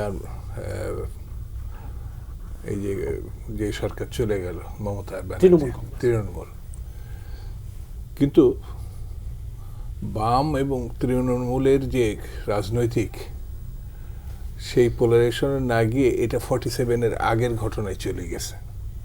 লক্ষণীয় বিষয়টি, অর্থাৎ হিন্দু মুসলমান, মানে দীর্ঘ রাজনৈতিক বিবর্তনে 47-এর যে মীমাংসা পাকিস্তান হিন্দুস্তান, সেই জায়গায় তো যাওয়ার কথা না। যেমন বাংলাদেশের মুক্তিযুদ্ধ, বাংলাদেশের গণতন্ত্রের লড়াই এই 54 বছরে, সেই জায়গা থেকে আমরা যদি আবার সেই 47-এ চলে যাই, তাহলে পরে তো রাজনীতি পিছন দিকে চলে গেল, সামনের দিকে না। আমার কাছে যেটা মনে হয়েছে, 2 নম্বর হচ্ছে যে যা কিছু হচ্ছে মানে চোখের সামনে আমরা যেগুলো দেখছি সেটা এক ধরনের মিডিয়া, রাজনৈতিক বক্তব্য, ওয়েস্ট বেঙ্গলের নির্বাচনের পরিবর্তন সব কিছু হচ্ছে বাংলাদেশটাকে তাদের স্বার্থের মধ্যে নিয়ে আনা। যেমন দেখেন শেখ হাসিনা 3 টার্ম ছিল, তখন কিন্তু এই পুশিনের বিষয়গুলো সামান্য 2-4টে ঘটনা ছিল। এখন যেভাবে আসছে ওই সময় কিন্তু এই বিজেপি ক্ষমতায়, ওয়েস্ট বেঙ্গলে না কেন্দ্রে। আর বিজেপিরই সৃষ্টি বলা যায়। এই মমতা ব্যানার্জি বিজেপির ঘাড়ে চড়েই তার ইস্টাবলিশমেন্টগুলো নিয়ে আসে। এমনকি সে আজকে ওয়েস্ট বেঙ্গলে যে ঘটনা এবং সে যে লাথি খাইছে, উৎখাত হয়েছে, তারই রাজনৈতিক ভুল আমার দৃষ্টিতে মনে হচ্ছে একটি ভুলের কারণে আজকে সে কিন্তু অন্য বাম বা অন্য কোনো শক্তির সঙ্গে থাকার চেষ্টা করে, বিজেপির থেকেই তার উত্থান, কংগ্রেস থেকে বেরিয়ে তারপরে সে। তো আমার কাছে যেটা মনে হচ্ছে এখনো সরকার ঠিক আছে, এটা রাজনৈতিকভাবে মোকাবেলা করা। এটা কিছু কিছু শক্তি আছে না, মানে যুদ্ধের জন্য প্রস্তুত হতে হবে। কে যেন স্বামী ভাই বললেন নাকি বলে যে আমরা হেঁটেই কলকাতা দখল করতে, মানে এর আগের সরকারে অনেকে এটা মানে গত সরকারের চোখে চোখ রেখে রাজনীতিটা আমার কাছে মনে হচ্ছে রাজনৈতিক ভাবে লড়াই করা। যেমন বোধহয় সম্ভবত মান্না ভাই বললেন এখন জাতীয় ঐক্যের ভিত্তিতে বিষয়টি এখন সেভাবেও দেখতে হবে সকলের সঙ্গে, শুধু রাজনৈতিক না, পেশাজীবী না, জাতীয় ঐক্যের ভিত্তিতে এই জিনিসটাকে আমাদের আমলে নিতে হবে। মানে আমি নিজে মনে করি ভারতবর্ষ বলতে যেটা বুঝতো তার ক্ষুদ্র অংশ, যেটা আমি বাংলাদেশকে মনে করি ভারতবর্ষ ক্ষুদ্র অংশ। কেন বলছি? একমাত্র জাতি, তাও পুরোটা না, অর্ধেক অংশ বাঙালি যুদ্ধ করে কিন্তু দেশ স্বাধীন করছে। মিস্টার গান্ধী, মিস্টার নেহরু, এমনকি মিস্টার জিন্না, এরা কিন্তু আলাপ আলোচনার ভিত্তিতে তৎকালীন সময়ে ব্রিটিশের কাছ থেকে স্বাধীনতা অর্জন করছে। সেই অর্থে বাঙালি, মুসলমান বা হিন্দু এই অঞ্চলে এরা চট করে কোনো কিছু মেনে নেবে, এটা যদি আবার অন্য পক্ষ, আমার মনে হয় না যে তারা এইভাবে চিন্তা করছে। হ্যাঁ, তাদের রাজনৈতিক দর্শন, যেটা যেমন ওই যে শেখ হাসিনা 3টে টার্মের ইলেকশন, যেটা কোনো ইলেকশনই না, সেই ইলেকশনের কারণে শেখ হাসিনার কাছ থেকে যা কিছু তারা সুবিধা আদায় করছে, সুবিধা আদায় করছে, সেই বিষয়টিতে এখন তাদের পক্ষে সম্ভব হচ্ছে না, মানে বর্তমানে যে অবস্থা হচ্ছে না। আবার সেই অর্থে আবার বর্তমান যে সিচুয়েশনটা তৈরি হয়েছে, আমি এটাকে হেলাফেলা করে মানে আমার নিয়ন্ত্রণের মধ্যে, আমার নিয়ন্ত্রণ মানে যারা সত্যিকারের বাংলাদেশকে রক্ষা করতে চায়, স্বাধীনতা সম্বন্ধে রক্ষা করতে চায়, প্রগতিশীলতা রক্ষা করতে চায়, গণতন্ত্র প্রতিষ্ঠা করতে চায়, তাদেরকে সতর্ক এবং সজাগ হতে হবে। না হলে অহেতুক যেটা আমরা প্রত্যাশা করি সেই বিপদে আমাদের ঘাড়ের উপরে আসতে পারে। সেই জন্য রাজনৈতিক নেতৃত্বে বিচক্ষণতা থাকতে হবে। আমাকে এটা অনুধাবন করতে হবে, বুঝতে হবে সিচুয়েশনটা কি। পুশিন এটা একটা পেশার। যদি মনে করে ভারত, আমরা যেমন পুরোটা গিয়ে ভারতের ওয়েস্ট বেঙ্গলে ধরার তো উপায় নেই, অর্ধেকটা তো ওদিকে, অর্ধেকটা তো এদিকে, ওটা হিন্দু, এটা হলো মুসলিম, বাঙালি, এই অংশটা তো বোঝার তো খুব বেশি একটা ইয়ে নেই। ওরাও আবার এটাকে যদি মনে করে তাহলে মীমাংসা তো, হ্যাঁ এখন বললে তো আর এটা সরকারি দলের আমি অংশ, তো ওরা যদি স্বাধীনতার কথা বলে, আমাদের স্বাধীনতা তারা যেমন সমর্থন করছে, আমরা কৃতজ্ঞ। তো ওরা যদি স্বাধীনতার কথা বলে তাহলে কি আমরা সমর্থন দেব? মীমাংসাটা কিন্তু দ্বিপাক্ষিক, পারস্পরিক। এই বিবেচনা থেকে ওই জিনিসগুলো, ওখানে যে ক্রাইসিসগুলো তারা ভিন্ন দিকে নিতে চায়, এটা হলো আমার ব্যক্তিগত মনে হয়। সেই ভিন্ন দিকে নিয়ে যাওয়ার ঘটনাই হচ্ছে এই জিনিসটাকে এখন সামনে এনেছে হিন্দু মুসলমান। এটা আরেকটা জিনিস আমার কাছে মাঝে মাঝে মনে হয়, সেটা আমি আপনার বলি আপনাদের এই মাধ্যমে, সেটা হচ্ছে 500 বছরের মুসলিম শাসন ওরা কখনো ভুলতে পারে না, এটা কোনোভাবে ভুলতে পারে না। ওই যে যেটা বললেন, হ্যাঁ আসাদুজ্জামান সাহেব, এই মুর্শিদাবাদের, হ্যাঁ, তো শিবাজির জন্ম এখানে না, শিবাজির বাড়বাড়ান্ত এখানে না, যদি সিরাজদৌল্লার পছন্দ না হয় ওখানকার একজন হিন্দু নেতার নামে একটা পার্ক করতে পারতো। বিরতিতে যাচ্ছি, বিরতির পর আবার এই আলোচনায় ফিরছি। দর্শক, বিএসআরএম গণতন্ত্র এখানে একটু ছোট বিরতির সাথেই থাকুন, ফিরছি বিরতির পর। বিরতির পর আবারও স্বাগত জানাচ্ছি বিএসআরএম গণতন্ত্র এখনই। মাহমুদ রহমান মান্না, যুক্তরাষ্ট্রের সঙ্গে যে বাণিজ্য চুক্তি, এটি নিয়ে উদ্বেগের কিছু নেই, এই উদ্বেগ অযৌক্তিক। সরকারের বিভিন্ন মন্ত্রীরা বলছেন, বাণিজ্য মন্ত্রী বলছেন, আনু মোহাম্মদ বলছেন যে বিএনপি যে এই নীতির কথা বলছিল যে সবার আগে বাংলাদেশ, আসলে তারা এখন সবার আগে যুক্তরাষ্ট্র নীতিতে চলছে। এই যে সব মিলিয়ে এই যে বাণিজ্য চুক্তি নিয়ে, এই চুক্তিটা নিয়ে বেশ লম্বা সময় ধরে যে আলোচনা সমালোচনা, আপনি আসলে কি দৃষ্টিতে দেখছেন? আপনি কি একবার চিন্তা করেছেন, আপনি এইভাবে যে আমাকে প্রশ্ন করলেন, এতে যিনি এই কথাটা বলেছেন যেতে উদ্বেগের কিছু নেই, তিনি মনে করবেন আপনি সবার মধ্যে অযথা উদ্বেগের সৃষ্টির চেষ্টা করছেন। মানে দিস ইজ রিডিকুলাস। খুবই দেখেন বিস্ময়ের ব্যাপার, এই চুক্তিতে কেউ যদি বলে উদ্বেগের কিছু নাই, তো তাহলে তেলের জন্য রাশিয়ার যে থেকে নেবেন আমেরিকার কাছে চিঠি দিয়ে বসে থাকলেন কী কারণে? এত বড় একটা গ্লেয়ারিং এক্সাম্পলের পরেও যদি এখন সরকারের দায়িত্বশীল লোকজন এটা বলেন, তাহলে তার কিছু বলে নেই। এই পুরো জিনিসটা যদি পড়ে, তাহলে লম্বা একটা চুক্তি, আমি মানে পুরোটা পড়তে পারি নিয়ে দেখেছি, কিন্তু পত্রপত্রিকায় যেটুকু এসেছে, এইটা তো একটা কেবল ট্রেড ডিল নয়, this is a political deal, this is a military deal. আপনি অস্ত্র কিনতে পারবেন না তো তাদের অনুমোদন ছাড়া, আপনি চায়না থেকে অস্ত্র কিনতে ফেরত দিয়ে দিতে হবে, আপনি উড়োজাহাজ কিনবেন সেটা ঠিক করতে হবে। এখন এক কোম্পানি থেকে কিনেছেন, বই এসে বসে আমার থেকে 7টা কেনো, কী করবেন? 14টা কিনতে হচ্ছে, চুক্তিও তো হলো। বাংলাদেশের ক্ষমতা আছে নাকি? আমরা তো নিঃস্ব হয়ে যাব, আমরা আমাদের ইকোনমি দাঁড় করবো তো দূরের কথা। এমনিতেই আমার মাঝে মাঝে মনে হয় যে বর্তমান সরকার কি বুঝতে পারছে না যে দেশে কত বড় ইকোনমিক ক্রাইসিসে আছে। আমাদের ইকোনমি তো ফাঁপা, মানে খালি যে ওরা সব লুটে পুটে নিয়ে গেছে এই অর্থে তাই না। আমাদের এই জায়গাতে ইকোনমিতে জেনারেট করার মতো, এখানে যে সমস্ত ইন্ডেক্সগুলো আপনার ফেভারে কাজ করে একটা ইকোনমি দাঁড়ায়, সবগুলো প্রায় ডিস্ট্রয়। তার মধ্যে এরকম একটা চুক্তি করেছেন এবং তারপরে আবার বলছেন যে না কোনো কিছু ইয়ে নেই, সেগুলো মেনে চলছেন। একবার ভাবা দরকার ছিল যে ট্রাম্প যখন একদম চিঠি লিখে তারেক রহমান সাহেবকে অভিনন্দন জানালেন এবং কনগ্রেচুলেট করলেন, যুক্ত করেছেন তার সাথে যে এটা যেন ঠিকমতো পালন করে। তার মানে এইটা ডিকটেশন হচ্ছে যে এইটা মানতে হবে। একটা খুব বিস্ময়কর ঘটনা ঘটে গেল, সবাই এটির কথা বলেছে, যিনি অন্তর্বর্তী সরকারের উপদেষ্টা ছিলেন তিনি বিস্ময়করভাবে সবার অগোচরে আবার নতুন সরকারের উপদেষ্টা হয়ে গেলেন এবং he was the match maker ও ডিল মেকার বা যেরকম করে বলেন। এইটা তো কন্টিনিউ করছে এখন পর্যন্ত। আমি মনে করি যারা বলছেন উদ্বেগের কিছু নেই, কি জানি ক্ষমতায় থেকে এরকম করে বলতে হয় নাকি জানি না, আমি তো কোনোদিন যাই নাই ক্ষমতায়, গেলে বাতাস টাতাস লেগে অন্যরকম চিন্তা ভাবনা ঢুকে যায় কিনা আমি জানি না, বলতে পারি না, কিন্তু আমার কাছে মনে হচ্ছে তাই। না হলে আপনি খোলা চোখে সাদা চোখে চশমা পরে যেভাবে দেখেন, যেরকম করে পড়েন, এই চুক্তির পক্ষে বলবার মতো কোনো বিষয় নেই। একটা কথাই কেবল বলেছে যে আমরা একটা ট্রেড, ট্রাম্প একটা ট্রেড ব্যালেন্স করতে চায়, এই জন্য ট্যারিফের এগুলো বলেছে। আসলে আমাদের এত বেশি গার্মেন্টস যায়, আমাদের তাদের সাথে সম্পর্ক ভালো রাখা দরকার, কিন্তু এইটা কোনো যুক্তি না। কারণ এইটার পক্ষে গার্মেন্টস ব্যবসায়ীরা একটাও বলেনি যে না এই চুক্তি করলে আমাদের এই ভালো হয়েছে, এটা ভালো হয়েছে।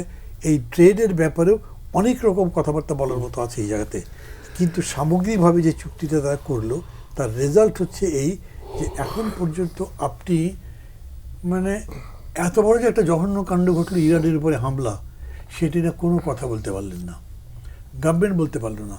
আগের গভর্নমেন্ট তো চলে গেছে, তারা নাই, বিরোধী দল পর্যন্ত সেই ব্যাপারে কোনো কথা বলতে পারলো না। এমনকি যেদিন তাদের মূল নেতা মারা গেলেন খামেনি, হামলা করে মেরে ফেলা হলো এবং যখন উপরে বোমা পড়ছে, মিছিল করছে তারা, তখন পর্যন্ত আপনি যে স্টেটমেন্ট দিলেন সেটাও খুবই মিউ করার মতো একটা স্টেটমেন্ট। তার মানে দাঁড়াচ্ছে যে আপনি নিজের মতো করে অর্থনীতি গড়ে তুলতে পারবেন না, নিজের মতো করে ট্রেড করতে পারবেন না, নিজের মতো করে ইভেন পলিটিক্যাল ফ্রেন্ডশিপও করতে পারবেন না।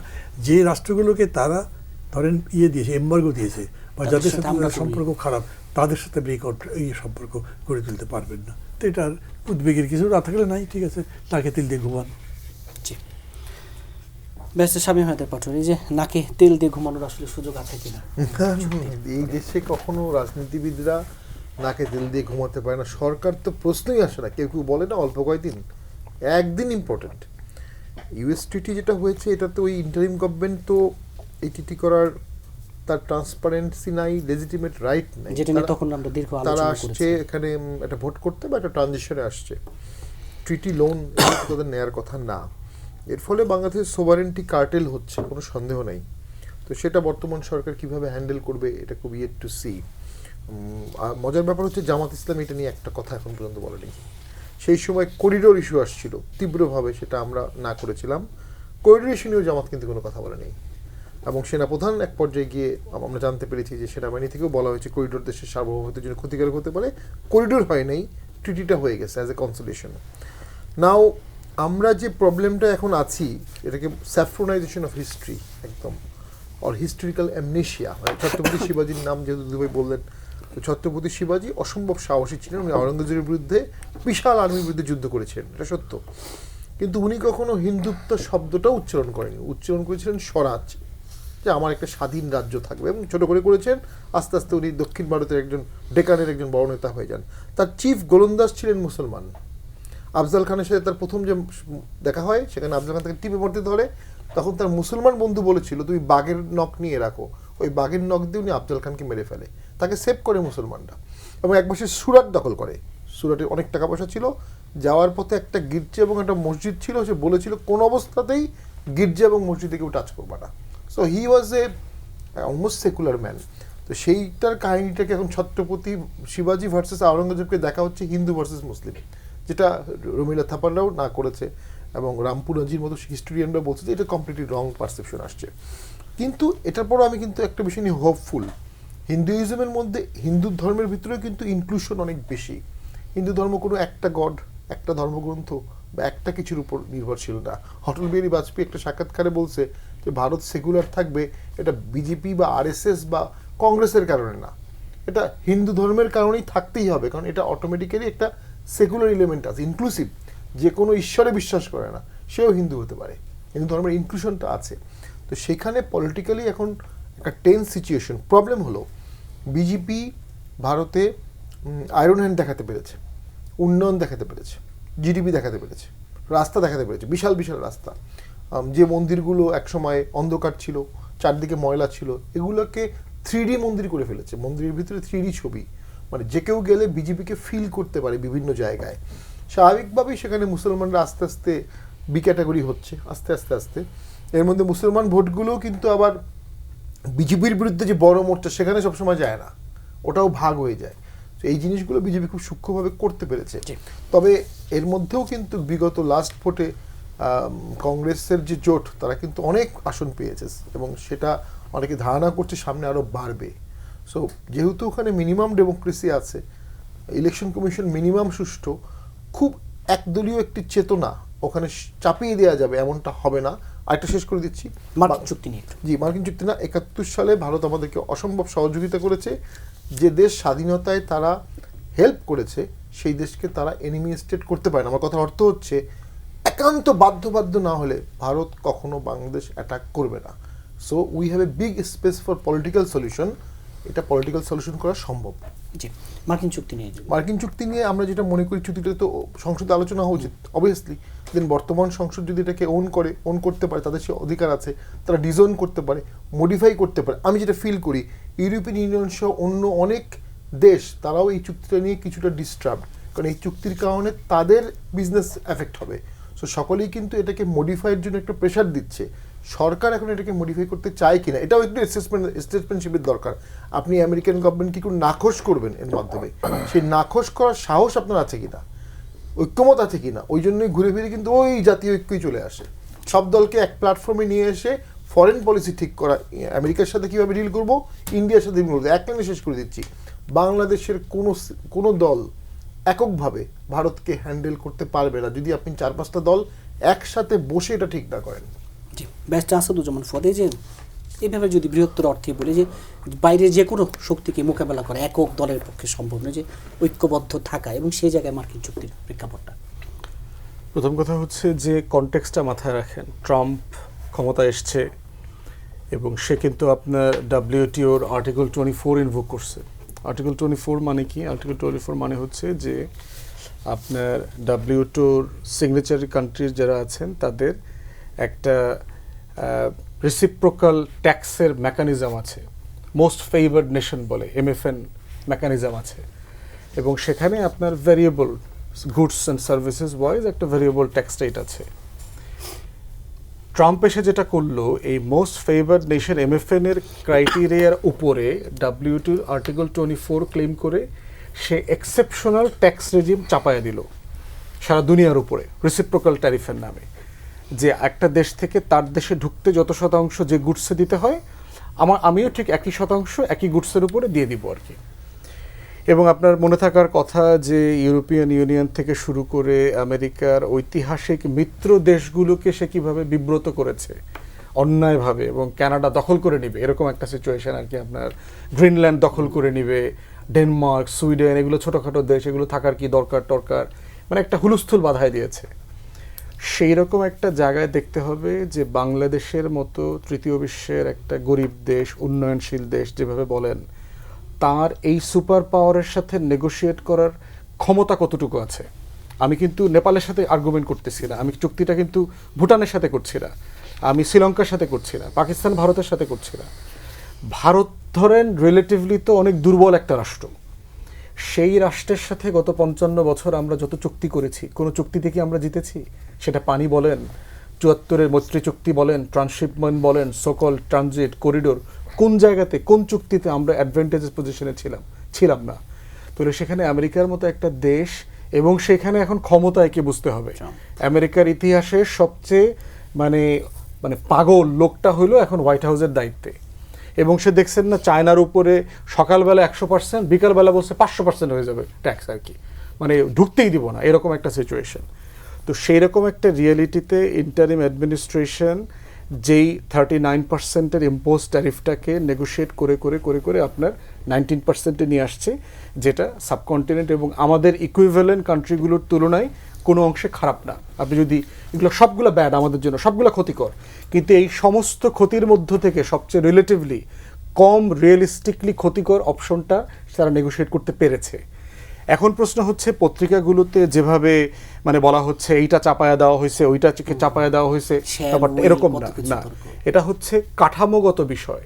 যেমন ধরেন আমেরিকার ফান্ডামেন্টাল জায়গা কোথায়, আমাদের সাথে ট্রেড এগ্রিমেন্টের যখন আলোচনা চলছে, আপনার মনে থাকার কথা কোন বিষয়। আমেরিকার ফার্স্ট ইস্যু হচ্ছে যে আমাদের সাথে ট্রেড ডেফিসিট আছে, আমরা কি করি, আমেরিকাতে $8 বিলিয়ন আশেপাশে ধরেন এক্সপোর্ট করি, মোটা দাগে এটা হচ্ছে গার্মেন্টস, 96% ধরেন গার্মেন্টস। আমরা ইম্পোর্ট করি কত, $2 বিলিয়ন প্লাস মাইনাস, তাহলে এখানে $6 বিলিয়ন ডেফিসিট আছে আমাদের ফেভারে। এখন আমেরিকা বলছে ডেফিসিট কমাও। এখন ডেফিসিট কিভাবে কমবে? এই ডেফিসিট কমানোর জায়গাতে পুরো চুক্তিটা যদি আপনি পড়েন, এমন জায়গাগুলোতে আমরা পণ্য কেনবার জন্য আমেরিকাকে অফার দিয়েছি, যেই পণ্যটা এখন আমি বিভিন্ন দেশ থেকে অলরেডি কিনি। যেমন ধরেন গম, রাশিয়া থেকে কিনি, কানাডা থেকে কিনি, আরও অনেক দেশ থেকে কিনি। এখন আমি রাশিয়া থেকে ধরেন এক্সাম্পল বলছি, আমি $2 বিলিয়ন গম কিনি বছরে। তাহলে আমি এখন সরকার বলছে তাহলে আমি এই গমটা আমেরিকা তোমার কাছ থেকে কিনবো। আমি ধরেন কটন কিনি, তুলা কিনি, ভারত থেকে কিনি, আরও অনেক উজবেকিস্তান থেকে একসময় কিনতাম, মিশর থেকে, বিভিন্ন দেশ থেকে তুলা কিনি, পেঁয়াজ আমদানি করি, আমার ফুড লাগে, আমার বিভিন্ন ধরনের ফুড আইটেম লাগে। এখন বলা হচ্ছে তাহলে আমি তুলাটা তোমার দেশ থেকে কিনবো, এবং তুলার যে কম্প্যারিজন আছে, আমেরিকান তুলা one of the finest cotton, আপনার গার্মেন্টসে তো তুলা লাগবে। এবং সেক্ষেত্রে দেখেন তারা যেটা করছে যে অন্য জায়গা থেকে যে জিনিসগুলো কিনি, ওখান থেকে আমি চেষ্টা করব তোমাকে আগামী কয়েক বছরের ভিতরে $4, $5, $6 বিলিয়ন তোমার কাছ থেকে কিনলে যেটা হবে, তার যে ট্রেড ডেফিসিট আছে আমেরিকা, সেটা কমে যাবে। তো এখানে আমার এক্সট্রা খরচ কি হচ্ছে? আপনার তো বিমান লাগবে। বাংলাদেশ সরকারের যে এখন অ্যাসেসমেন্ট, আমার 47টা বিমান দরকার এই মুহূর্তে, আমার যে সার্ভিস প্যাকেজিং আছে। তো সেইখানে আপনি 14-15টা কিনতে হবে হলে সেক্টরের কথা বলা আছে, কিন্তু বোয়িংয়ের নেগোসিয়েশন শুরু করেছে, সাইন তো করে নাই, কারণ গত সরকার মনে করেছে আমেরিকা বোয়িংয়ের যে অফার করতেছে এইটা বাংলাদেশের জন্য ভালো টার্মসটা। এই জন্য দেখবেন বোয়িংয়ের আলোচনা চলছে অনেক দিন থেকে, 1 বছরের উপরে, কিন্তু তারা করে নাই, ইন্টারিম এটা সাইন করে নাই। তাহলে ফান্ডামেন্টাল জায়গাটা হচ্ছে আমাকে দেখতে হচ্ছে যে এইরকম একটা অ্যাডমিনিস্ট্রেশনের অধীনে কৌশলগত সম্পর্কের জায়গায় আপনার হাতে অপশনটা কি ছিল? যদি 39% আপনার উপর চাপায় দিত তখন আমরাই তো আলোচনা করতাম, হ্যাঁ হ্যাঁ কি ডিল করে আসলো, আমরা এখন বিপদে পড়বো, এটা করবো সেটা করবো। কটনের অ্যাগেন্স্টে দেখেন বাংলাদেশ সরকার যেটা সাইন করেছে প্যাক্টে, বলা আছে যে তুলাটা আপনি আনবেন এই তুলা দিয়ে আপনি যা যা বানাবেন আমেরিকার মার্কেটে যাবে, ওইটা আবার ট্যাক্স ফ্রি হবে। তাহলে ওই দিক থেকে আপনি আবার একটা বেনিফিট পাইলেন। এখন প্রশ্ন হচ্ছে যে কোনো এগ্রিমেন্ট, তাহলে কি একবারই উদ্বেগের কিছু নেই? মানে আমি মোটা দাগে মানে যেভাবে এটাকে বয়ান আকারে প্রতিষ্ঠা করা হচ্ছে, আমার সভরেন্টি নাই, এতবার শ্যাল আসছে, ভাবখানে এরকম আমরা শ্যাল আর উইলের পার্থক্য বুঝি না, ইংরেজি টেংরেজি পরিটরি নাই। তো এই জন্য বলছি যে জিনিসটা আলোচনা করতে দোষ নাই। আমি ইতিমধ্যে বলেছি যে শামীম ভাই যেটা বলছে, পার্লামেন্টে হয়তো উঠানোর ব্যাপারে বাইল্যাটারাল ট্রিটি যারা করে তারা ইউজুয়ালি তাদের রিজার্ভেশন থাকে। আপনি একটা ক্রস পার্টি কমিটি করে দেন, সবাই এই চুক্তিটা ভেটিং করুক। যদি এখানে মনে করা হয় যে আমার এখানে রিনেগোশিয়েট করা অথবা টেকনিক্যালি কোনো সেকশনের ব্যাপারে নোটিশ দেওয়া দরকার, চুক্তিতে ক্লোজ আছে, আপনি 60 দিনের নোটিশ দিয়ে বেরো হয়ে যেতে পারবেন, এই এক্সিট ক্লোজও আছে। অনেক দেশ এগ্রিমেন্ট করেছে, সেখানে কিন্তু এফটিএ এগ্রিমেন্টে আপনার এক্সিট ক্লোজ ছিল না। অতএব এই অপশনগুলো খোলা আছে, মানে টেন্স করার প্রয়োজন নাই, আমি দেখতে পাচ্ছি না। জি, শামসুজ্জামান, এই যে সুপার পাওয়ারের সাথে ডিলটা কিভাবে হবে? চমৎকারভাবে এবি পার্টির সাধারণ সম্পাদক এটা ব্যাখ্যা করেছেন। তারপরেও আমার কাছে মনে হয়েছে এই চুক্তিটা বিএনপির কাঁধে আসছে উত্তরাধিকার সূত্রে। এর ভালো মন্দ যে বিষয়গুলো, সেটু উত্তরাধিকার সূত্রে বিএনপি নিজে থেকে এই চুক্তি করে নাই। যেভাবে যে ব্যাখ্যা করুক না কেন, 3 দিনের মাথায়, অর্থাৎ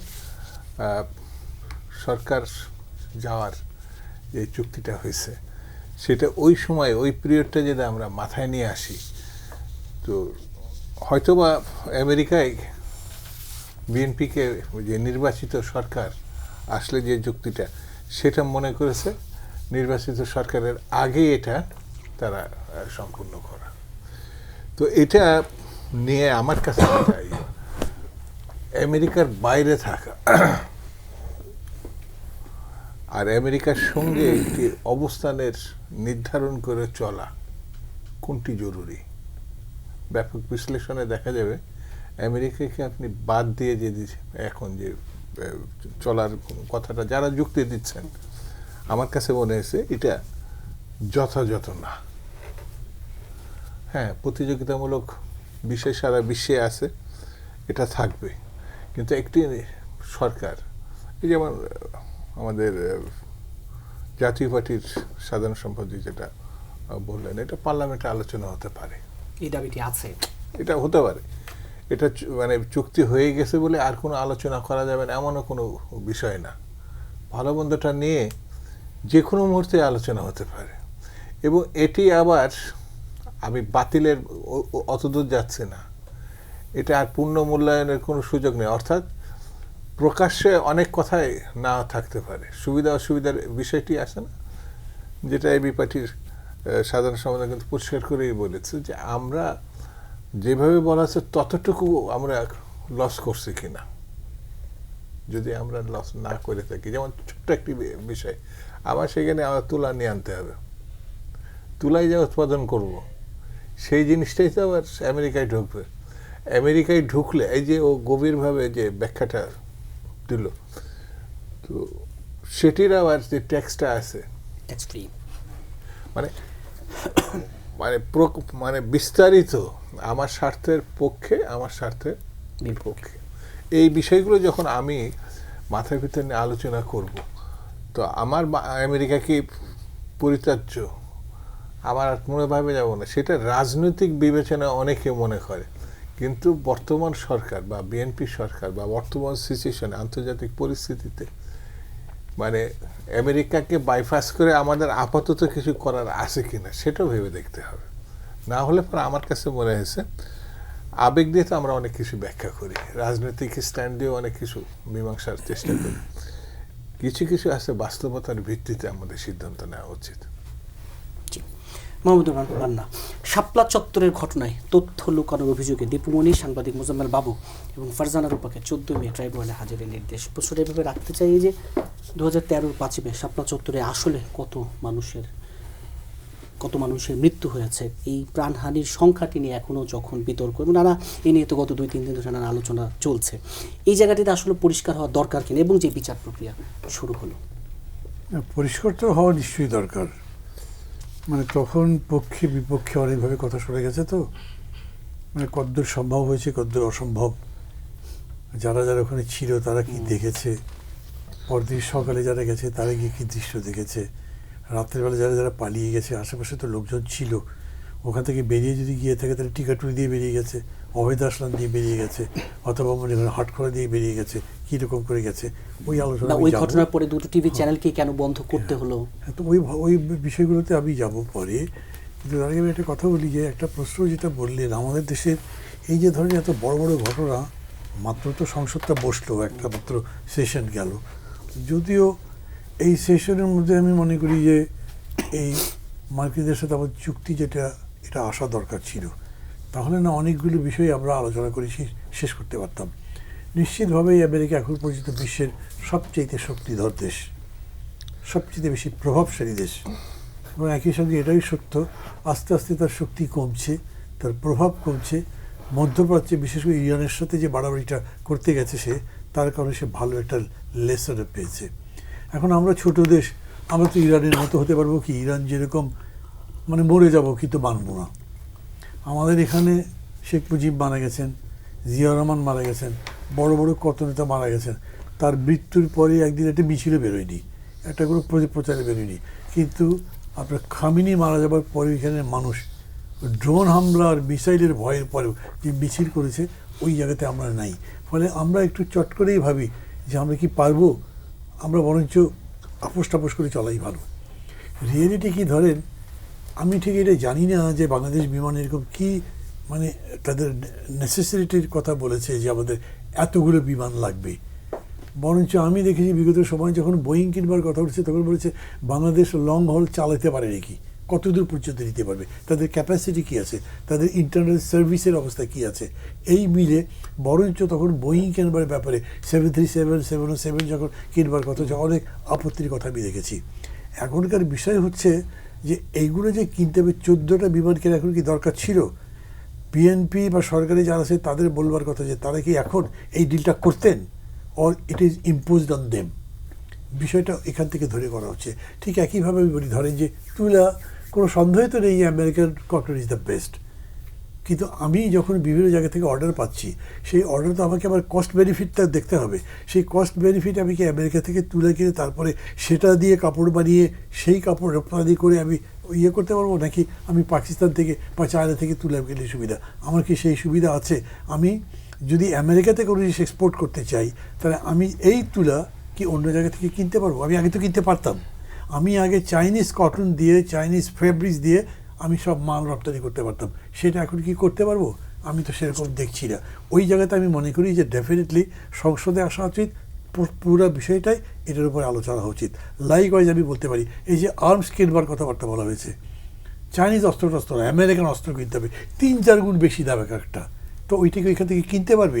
তাহলে এই জায়গাতে আমি মনে করি এইরকম করে নয়, জাস্ট বিকজ ওরা খুব বড় দেশ, অতএব তাদেরটাকে হিসাবে নিয়ে আমাদের করতে হবে। বরঞ্চ আমাদের বুঝতে হবে আমাদের রিকোয়ারমেন্ট কী, আমাদের ক্যাপাসিটি কী, আমরা কতদূর পর্যন্ত অ্যাফোর্ড করতে পারি। আমরা কেন তাদের সাথে সে কথা বলতে পারবো না? সেরকম করতে পারি। হ্যাঁ, আমি ওটার মধ্যে যাবো, সেই জন্য এটা বলছি। এই জন্যে আমি এই একই কথা বলছি। কেন? আমি দু একটা কথা বলি। নিশ্চিতভাবে শাপলা চত্বরে একটা বিরাট ঘটনা ঘটেছে, যেটা আমরা সবাই জানি না ঠিক মতো, আমিও জানি না, কিন্তু আমি 2-3টা মানুষের কাছে শুনেছি। কীরকম? ওইখানে তো ধরেন বাংলাদেশ ব্যাংক, সোনালী ব্যাংকের হেড অফিস, চতুর্দিকে অফিস আছে, দারোয়ানরা ওই জায়গাতে থাকে, অন্য জায়গাতে। এদের কারোর সাক্ষী টাক্ষী নিয়ে কি বলা হচ্ছে ওই রাত্রে কী হয়েছে? এত যে স্যাটেলাইট ক্যামেরাগুলো আছে, সেই স্যাটেলাইট ক্যামেরা একটা ছবি তো কোনো জায়গাতে আসতে দেখলাম না। কিংবা এমনি ধরেন তখন তো ড্রোন এরকম করে এত বেশি চলছে না, তারপরে ওইখানে অন্যরকম ছবি তোলবার কি ব্যবস্থা ছিল না? এই যে গোলাগুলি হলো, কত লোক মারা গেল, সমস্ত জায়গাটা ওই কালো পিছালা রাত রক্তে রঞ্জিত থাকবার কথা ছিল। সারা রাত ধরে তো আপনি ধুতে পারেননি, পালিয়ে যাবার পরই ধুয়েছেন। সকালবেলা কেউ গেছে, গিয়ে দেখেছে যেখানে রক্তের অনেকগুলো দাগ আছে। ফলে ধরেন যখন অধিকারে বলেছে, কত 62রা কতগুলো বলেছে, এতগুলো মানুষের মৃত্যুর খবর এবং তাকে জেলে নেওয়া হয়েছে, সেটা যেমন বাড়াবাড়ি হয়েছে, সেরকম এখনও বলছি একটা পলিটিক্যাল ইস্যু বানাবার বিষয় নয়। নিশ্চিতভাবে এইখানে মানবাধিকার লঙ্ঘিত হয়েছে, নিশ্চিতভাবে সরকার বর্বরিক আচরণ করেছে, অনেক মানুষকে মানে হত্যা করা হয়েছে। এগুলোর এক্স্যাক্ট পিকচারটা পাওয়া উচিত এবং সংসদে আসুক, এবং তারপরে সাংবাদিক সহ যারা যারা ডিস্ট্রিবিউট করছে দুজনকে ডেকে যে বলবেন, তারা তাদের একটা স্টেটমেন্ট দেবে। আপনি কাউন্টার স্টেটমেন্ট দিতে বোঝাতে হবে যে এই জিনিসটা ঠিক নয়। যেরকম করে সরকার এই সমস্ত অভিযোগ তুলেছে যারা বিগত দিনের সরকার ছিল বা তাদের দোষর ছিল, এবং তাদের নামে গড় পড়তা সব খুনের মামলা দিয়েছে, এগুলোতে টিকবে না। এটা ব্যারিস্টার স্যার হোসেন বলেছেন, অন্যরাও বলেছেন। ঠিক এইভাবে আমি এখন বলছি, যেরকম করে বিডিআর হত্যাকাণ্ডের উপরে আমরা প্রপার ইয়ের উপরে কাজ করি নাই, ঠিক একইভাবে এটা আবেগ দিয়ে করা চলবে না। একদম ফ্যাক্ট যা হয়েছে তাই করে একদম চুলচেরা বিচার করতে হবে, তাইলে আপনি প্রতিষ্ঠা করতে পারবেন সত্য। নাহলে বাড়াবাড়ি করবার দরকার নেই। আবেগ যেমন আমার আছে, তেমনি এটাও সত্য যে এই আবেগ দিয়েই কেবল বিচার আমি করতে পারবো না, সেটা আমার কিন্তু এক্স্যাক্ট ফ্যাক্টটা নিয়ে, ওই ডেটা নিয়ে তার ভিত্তিতে এই বিচারটা যাওয়া উচিত আমার। ব্যারিস্টার শামীম হায়দার বাটোয়ারি, যে শাপলা চত্বরের ঘটনায় ফ্যাক্টটা, সত্যটা পরিষ্কার হওয়া আসলে কতটা জরুরি? এই নিয়ে নানা দীর্ঘ সময় ধরে আলোচনা। দুঃখজনক একটা ঘটনা অবশ্যই। কেন এই পর্যায়ে গেল, কেন তারা ডিসকাশন করে কেন জাস্ট কাম ডাউন কর, দুই পক্ষেরই এখানে কিছু দায় আছে। জাতীয় পার্টি গিয়ে পানি খাইয়েছে ওদেরকে, এটা কিন্তু ওই সময় এরশাদ স্যার নিজে পানি খেয়েছেন। কতজন মারা গেছে সংখ্যাটা আমরা কেউ জানি না। সংখ্যাটা অধিকার বলেছিল সেই সময়, একটা নাম্বার আমি ভুলে গেছি, কিন্তু তার সপক্ষে তারা কোনো ডকুমেন্ট তখনও দেখাতে পারেনি, এখন পারছে কিনা আমি জানি না। বাংলাদেশে আমরা একটা কম্প্যাক্ট সোসাইটি, এখানে কোনো বাচ্চা মারা গেলে, কোনো লোক মারা গেলে তার ফ্যামিলি মেম্বাররা কমপ্লেইন করে। এই মামলার মানে যারা মারা গেছে এই ধরনের কোনো কমপ্লেন থানায় গেছে আমরা জানি না। হ্যাঁ, তখন প্রেক্ষাপট ডিফারেন্ট ছিল। এখন যুদ্ধাপরাধী ট্রাইব্যুনালে একটা অভিযোগ হয়েছে, সেটার তদন্ত হবে। সেইখানে সাংবাদিক কিভাবে দায়ী হবে আমার এটা কোনোভাবেই বোধগম্য হয় না। হ্যাঁ, যদি সাংবাদিক আগের দিন একটা মিটিংয়ে বসে প্ল্যান করে যে কালকে আমরা মারবো, আপনারা মারেন, সেরকম কোনো প্ল্যানের এভিডেন্স থাকার কোনো কারণ নাই। সংবাদ যদি ভুল ছাপায়, মিথ্যা ছাপায়, প্রেস কাউন্সিল আছে। ওই খায়রুল হকের বিরুদ্ধে মামলা দেওয়া হয়েছে কি জানেন? উনি জাজমেন্ট দিয়েছে, প্রথম মামলা তার বিরুদ্ধে উনি জাজমেন্ট দিয়েছে। এর জন্য মামলা দেওয়ার কোনো ধারা আমাদের পেনাল করে নাই, কোথাও নাই। তো এই যে সাংবাদিক আছে অনেক দিন জেলে, বিচারপতি আছে অনেক দিন জেলে, খুনের মামলায়, অনেক খুনের মামলায়। তারপরে পাসপোর্ট দেওয়া হচ্ছে না কয়েক হাজার লোককে, অনেক লোককে পাসপোর্ট দেওয়া হচ্ছে না। বিদেশ যাত্রা তো বহু লোকের এখানে রেস্ট্রিকশন দেয়, এবং তারা ওখানে এটা নিয়ে অনেক দুর্নীতিও হচ্ছে। সরকার তো জানে না, বুঝছে না, কিন্তু দুর্নীতি হচ্ছে, কারণ সরকার পথটা খুলে রেখেছে। এবং মানবাধিকার কমিশন আইনটাও অ্যামেন্ডমেন্ট হলো না ঠিকভাবে। এগুলো কিন্তু সিরিয়াস অ্যান্ড গ্রোটক্স স্টেট ফেইলর, এবং লায়াবিলিটি সরকারের উপর চলে আসবে। সরকার এটা ওভারলুক করতে পারবে না। এবং যখন যে সরকার থাকবে সেই সময় যে নির্দয় জিনিসগুলো ঘটবে, এটা পলিটিক্যালি বলতে পারেন যে এর থেকে বেশি আওয়ামী লীগের আমলে ঘটেছে, বাট ইনস্টেন্সগুলো তৈরি হয়ে যাচ্ছে। এসিআর, জনগণ এবং ইন্টারন্যাশনালি এসিআর তৈরি হয়ে যাচ্ছে, নোটেড হচ্ছে, রিপোর্টেড হচ্ছে। আপনি শুধুমাত্র ওই আগে ভিকটিম ছিলাম এই জাস্টিফিকেশন দিয়ে এগুলো আপনি জাস্টিফাই করতে পারবেন না। তো সেক্ষেত্রে ডেফিনেটলি সরকারকে তো রাষ্ট্র চালাতে হবে, দেশ চালাতে হবে। প্রতিহিংসার ব্যাপারটা জুডিশিয়ারিকে ছেড়ে দিয়ে জুডিশিয়ারি নিউট্রালিটি হ্যান্ডেল করবে, সরকার ন্যায় বিচার প্রতিষ্ঠা করবে। সেই ন্যায় বিচারের আলামত কিন্তু আমরা 2-2.5 মাসে দেখতে পারি নাই। যখনই ন্যায় বিচার করবে না, কনজাস্টেড রাখবে, সেখানে দুর্নীতি হবে। মানুষ বিদেশে যাচ্ছে না, যাচ্ছে টাকার বিনিময়ে যাচ্ছে, আবার অনেকে যেতে পারছে না, পাসপোর্ট দিচ্ছেন না। প্রত্যেক নাগরিকের পাসপোর্টের অধিকার আছে, এটা কিন্তু একদম স্বীকৃত, সেটা দিচ্ছেন না, এগুলো রিপোর্টেড হচ্ছে। তো এই যে রাষ্ট্র, তো মানে কি, শেষ করে দিচ্ছি, রাষ্ট্র মানে কি? রাষ্ট্র মানে হচ্ছে তন্ত্র।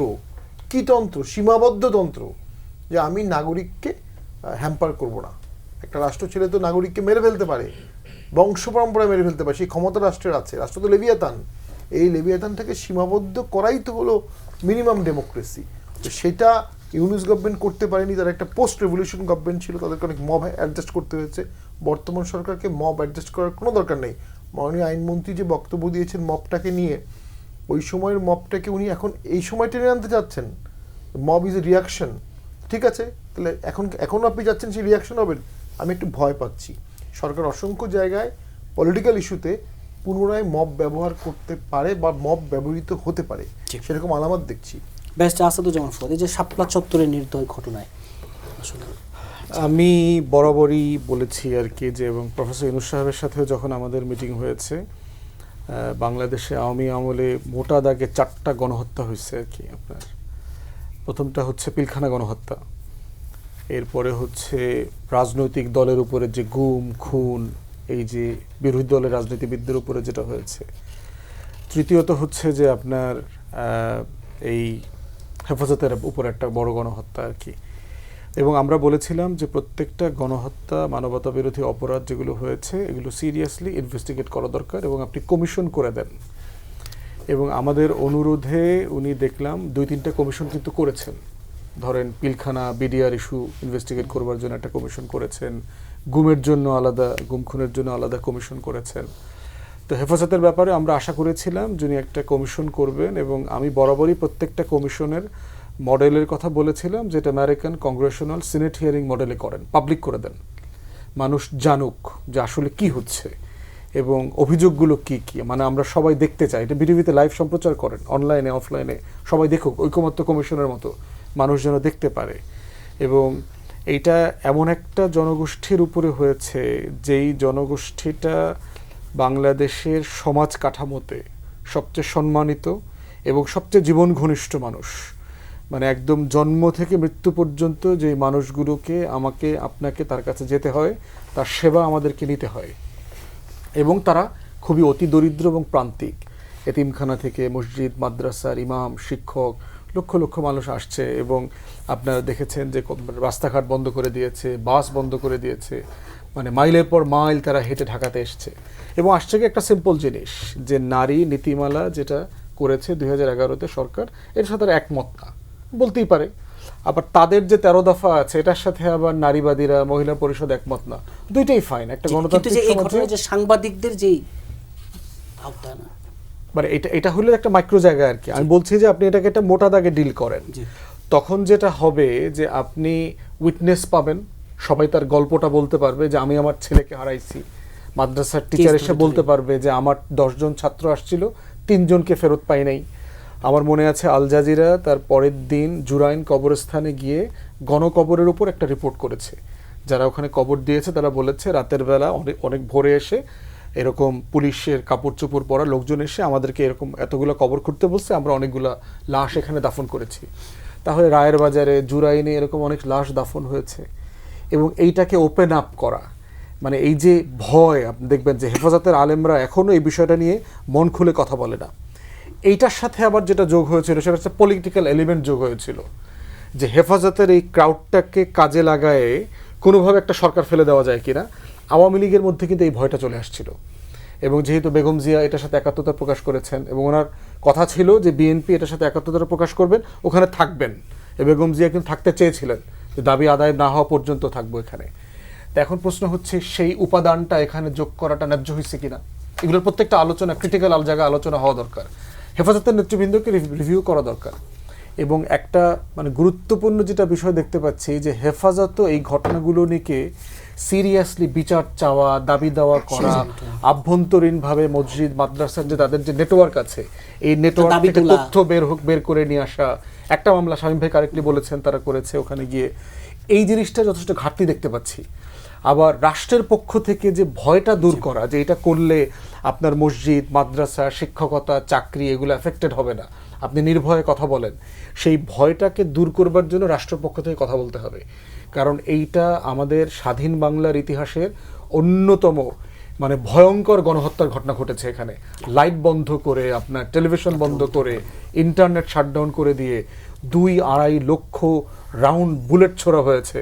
বাংলাদেশের প্রত্যেকটা ফোর্স এই গণহত্যার সাথে জড়িত, রাষ্ট্র জড়িত। অতএব এইরকম একটা ঘটনাকে যদি আমরা সিরিয়াসলি ডাইসেক্ট না করি, তাহলে যেটা হবে ফিউচারে এই ধরনের ঘটনা বন্ধ করবার জন্য রাষ্ট্র আকারে আমরা দায়িত্ব নিতে পারবো না। জি, শামসুজ্জামান মদদে যে শাপলা চত্বর ঘটনা নিরপেক্ষ তদন্তে আগেও ছিল দাবি, এখন সরকার তাদের কাছে আবার এই দাবিটা আসলে এটা পরিষ্কার হওয়া দরকার এই ঘটনার পুরো আদ্যপান্ত। না, এটা অবশ্যই মানে পরিষ্কারভাবে তদন্ত হয়ে এই দায় মুক্তি দেওয়া উচিত জাতিকে। এই ঘটনা কতটা ভয়ঙ্কর এবং বিপজ্জনক ছিল, কারণ তখন আমি বিএনপির মুখপাত্র হিসাবে আমারও পার্টি অফিস থেকে বেরোনো সব রাস্তা বন্ধ ছিল।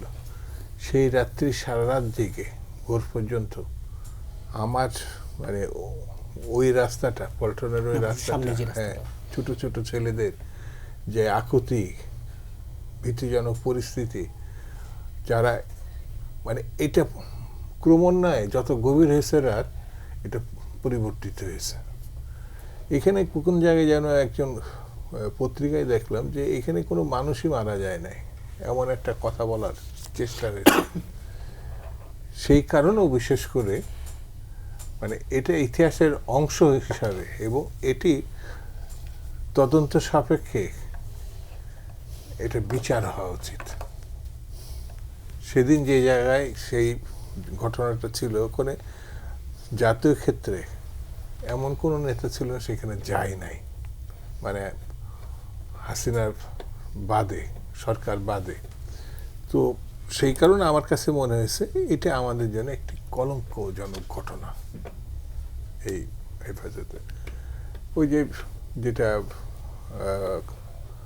ব্যারিস্টার আসাদ বলল, এটা নিয়ে বিভিন্ন বিতর্ক আছে তাদের কর্মসূচি নিয়ে, নারীদের সম্বন্ধে তাদের যে কর্মসূচি বা অন্য অনেক বিষয় নিয়ে দ্বিমত ছিল, কিন্তু অল ওভার প্রোটেস্ট করতে দেবেন না।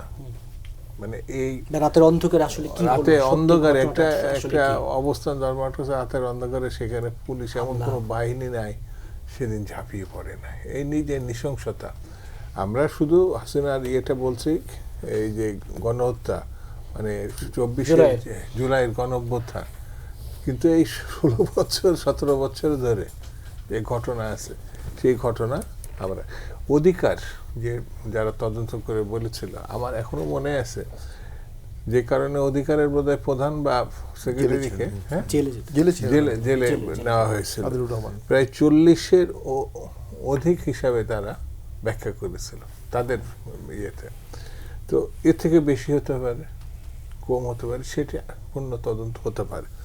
কারণ এই জিনিসগুলো যদি আমরা এড়িয়ে যাই, তাই না, তো গণতান্ত্রিক আন্দোলনে বা রাজনীতিতে এটা একটা দুষ্ট ক্ষত হিসাবে থেকে যাবে যে এই হেফাজতের ছোট বড় মানে মানুষ যারা হেফাজত নেই, কারণ কিন্তু খুব একটা বিতর্ক নাই, মানে রাজনৈতিক ভাবনা যাই থাকুক ওই সময়। তো সেই জন্য আমার কাছে মনে হয়েছে যে এখনো একটা প্রবণতা কাজ করে। যদি এখন বিএনপি সরকার, বিএনপি তখন দৃঢ়ভাবে ওই আন্দোলন সমর্থন দিয়েছিল, অন্যান্যরাও এই সমর্থন দিয়েছিল। সেই জন্য এটি এখন সুযোগ আসছে, মানে আওয়ামী লীগের সময়ে এই নিয়ে কথা বলাই ছিল বিপজ্জনক, মানে ওইটা সহজভাবে ওই সরকার নিয়ে অনেক ঘটনায় তারা সহজভাবে নিতে পারেনি, তার ভিতরে এটি একটি। সেই জন্য আমার কাছে মনে হয় যে কথাগুলো এখন উঠছে যে হ্যাঁ, তদন্ত সাপেক্ষে বিচারের এটা হওয়া উচিত। জি, অনুষ্ঠানে একেবারে শেষে একটু হাম নিয়ে আলোচনা করতে চাই। মাহমুদুর রহমান মান্না, হামের প্রকোপ এবং এখন পর্যন্ত তো 3 শতাধিক শিশুর মৃত্যু হয়েছে, প্রতিদিনই মৃত্যুর সংখ্যাটা বাড়ছে। যদিও এর পুরো একটি দায় অন্তর্বর্তী সরকার, তাদের এই যে এই টোটাল স্বাস্থ্যের যে প্রক্রিয়ামেন্ট প্রক্রিয়া, সেই জায়গাটি নিয়ে কথা হচ্ছে। কিন্তু অনেকে এটাও বলতে চায় যে এই সংকটের জন্য শুধু কি আগের সরকার, নাকি এই সরকারের কি কিছুটা দায় যায় না?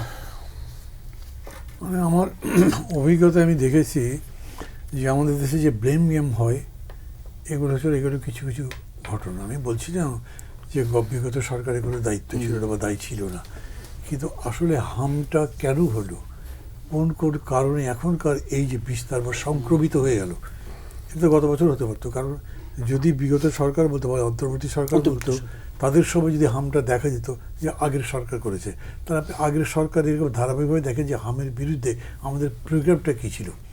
ধরা যাক যে আমাদের দেশে একসময় ম্যালেরিয়ার খুবই প্রকোপ ছিল, আমরা ম্যালেরিয়া এরিডিকেশন একটা প্রোগ্রাম নিয়েছিলাম, রীতিমতো অফিস করা হয়েছিল, একটা স্কিম করা হয়েছিল, এবং কয়েক বছর ধারাবাহিক চেষ্টার মধ্যে দিয়ে আমরা মুক্ত হয়ে গেলাম। আমরা কলেরা থেকে অলমোস্ট মুক্ত হয়েছি, যদিও পুরোপুরি হয়নি। তো এইরকম প্লেগ তো এখন আমাদের দেশে অলমোস্ট নাই। তো এরকম হয়েছে না, মহামারী যেগুলো হয়েছে তার বিরুদ্ধে আমরা করেছি। টোটাল হামের উপরে আমাদের কী কাজ আছে, কি হয়েছে এই পর্যন্ত, কেন এটা শুরু হলো, কখন থেকে কীভাবে, এই ইতিহাস আমি বলতে পারবো না, জানি না। কারণ এর মধ্যে যেগুলো রিপোর্ট আমি দেখেছি পত্রিকায়, সেগুলো পড়ে আমি যে প্রশ্নগুলো করছি তার কোনো জবাব বুঝি নাই। সেই কারণে আমার মাঝে মাঝে সবগুলো রিপোর্টে কিন্তু ওভারঅল একটি অন্তর্বর্তী সরকারকে দায় দেওয়ার একটি, মানে এটা একটা এরকম হয়েছে কি জানেন, যে এখন অন্তর্বর্তী সরকার আপনি যে কোনো বিষয়ে দায় দিতে পারেন, তারা তো প্রতিবাদ করবে না। তো তারাই যদি প্রতিবাদ না করতে, আমি তার পক্ষে প্রতিবাদ করবো, আর কেউ করবে নাকি? ফলে তাদের কোনো দায় নাই, আমি তা বলছি না। যেহেতু এই বছর এটা বেশি হলো, তাহলে গত বছরে নিশ্চয়ই এটা মানে প্রকোপ বলি বা এটার লক্ষণ বা মোকাবেলায় যে প্রস্তুতি দরকার ছিল সেখানে এটা নিশ্চয়ই বড় আকারে ব্যর্থতা আছে, সেটা আমি মানি। কিন্তু এককভাবে তারা কতখানি সেটা আমি বলতে পারবো না, আমি হয়তো সেই কথাটা বলতে চাচ্ছি না। এবং এর মধ্যে আমার কোনো রাজনৈতিক দৃষ্টিভঙ্গি নেই। আমি এটা মনে করি অ্যাবসলিউটলি মেডিকেল ইস্যু, সেইভাবে ট্রিট করা উচিত, সেইভাবে মোকাবেলা করা উচিত। এখন পাচ্ছে কেন? এখন যেরকম করে মারা যাচ্ছে, এইভাবে মারা যাওয়া, এটা কি জাস্টিফাইড? এটা কি কন্ট্রোল করবার কোনো ব্যবস্থা নেই? এটা কি কন্ট্রোল করতে পারি না আমরা?